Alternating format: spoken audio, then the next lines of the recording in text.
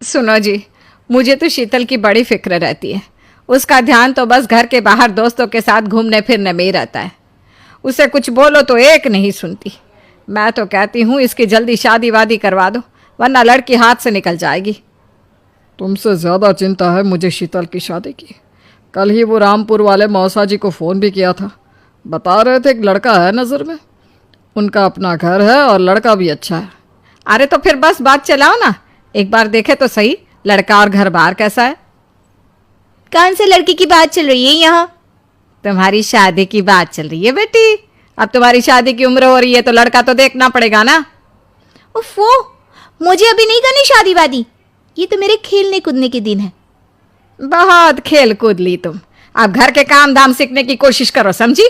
ससुराल जाकर हमारी नाक मत कटवा देना। सब्जी काटनी तो आती नहीं इसको, तो नाक ही कटवाएगी। अरे मैं इसे शादी तक अच्छे से सब सिखा दूंगी। आप तो बस उस लड़के से इसकी शादी की बात चलवाओ। कुछ दिनों बाद कुणाल और उसकी माँ शीतल को देखने घर आते हैं। कुणाल दिखने में बड़ा ही स्मार्ट होता है। शीतल तो उसे देखती ही रह जाती है।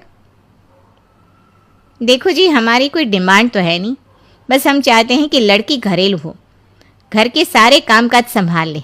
अब आपके परिवार में तो बस 3 ही लोग हैं, पर हमारा तो खूब भरा पूरा परिवार है। बाकी हमें लड़की के घूमने फिरने दोस्तों से मिलने से कोई दिक्कत नहीं है। घर का काम करने के बाद जो चाहे सो करे। अरे वाह, ये तो इतने बढ़िया लोग हैं। लड़का भी इतना स्मार्ट है और ऊपर से इन्हें मेरे घूमने फिरने से भी कोई दिक्कत नहीं है। हे भगवान, तूने तो बिना मांगे ही मुझे सब दे दिया। बताओ जी, और क्या चाहिए हमें? हमारी तरफ से तो रिश्ता पक्का है जी। बस फिर तो हंसी खुशी शीतल और कुणाल की शादी हो जाती है। शीतल मन ही मन बड़ी खुश होती है और उसी खुशी के साथ वो अपने ससुराल में कदम रखती है। आओ बहू, तुम्हारा अपने ससुराल में स्वागत है। ये मिलो अपने परिवार से। ये तुम्हारे ससुर जी, तुम्हारी ननद सुनीता और गीता, सुनीता के पति राजेश और उनके 2 बच्चे राजू और चिंटू। ये ना हमारे साथ यहीं रहते हैं। ये तुम्हारी दादी सास हैं और बाकी लोग अभी बाहर गए हुए हैं। इतने सारे लोग, ये सब यहीं रहते हैं इस घर में? अरे अभी तो मेरे देवर देवरानी और उनके 3 बच्चे यहाँ नहीं है। उसके मायके में भी शादी थी ना, तो बस वहीं गई है। कल तक आ जाएंगे। हे भगवान, ये घर है या धर्मशाला? ये सब एक साथ इस घर में कैसे रहते हैं? मुझे तो पता ही नहीं था इनका इतना बड़ा परिवार है। अब समझी कि कोई डिमांड क्यों नहीं की इन्होंने। ये सब चाल चले मेरे साथ। अरे बहू, खड़े खड़े क्या सोच रही हो? चलो अपने कमरे में जाकर आराम करो। जी माँ जी। अगले दिन शीतल का ससुराल में पहला दिन होता है। शीतल रसोई में जाकर सबके लिए खीर बनाने लगती है। तभी उसकी ननद सुनीता आती है। अरे वाह भाभी, आज क्या बना रही हो? बस दीदी, आज वो पहली रसोई है ना, तो खीर बना रही थी। अरे भाभी, ये खीर वीर रहने दो। घर में 4 लोगों को शुगर है और कुछ लोग मीठा ही नहीं खाते। आप ना सीधा खाना ही बना दो।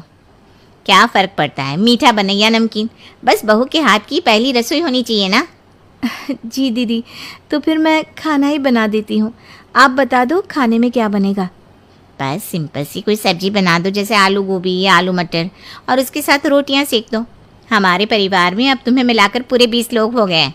15 बड़े और 5 बच्चे। बड़ों की 6 और बच्चों की 2 के हिसाब से रोटी बना देना। चलो मैं चलती हूँ, सब देख लेना। हाँ, बड़ों की 6 रोटी मतलब कि 15 लोगों की 90 रोटियाँ, और बच्चों की 2 रोटी मतलब 5 बच्चों की 10 रोटियाँ। 90 और 10 मतलब कुल मिलाकर 100 रोटियाँ। हाय, मैं तो मर गई। 100 रोटी अकेले कैसे बनाऊंगी? माँ, ये तुमने मेरी शादी कहाँ कर दी? शादी से पहले तो मैंने कभी 4 रोटी से ज़्यादा नहीं बनाई। शीतल एक बड़ी सी परात में 100 लोगों के हिसाब से आटा निकालती है और उसे गूंथना शुरू करती है। आटा गूंथते गूंथते शीतल के पसीने छूट जाते हैं। उसके बाद बारी आती है रोटी बनाने की।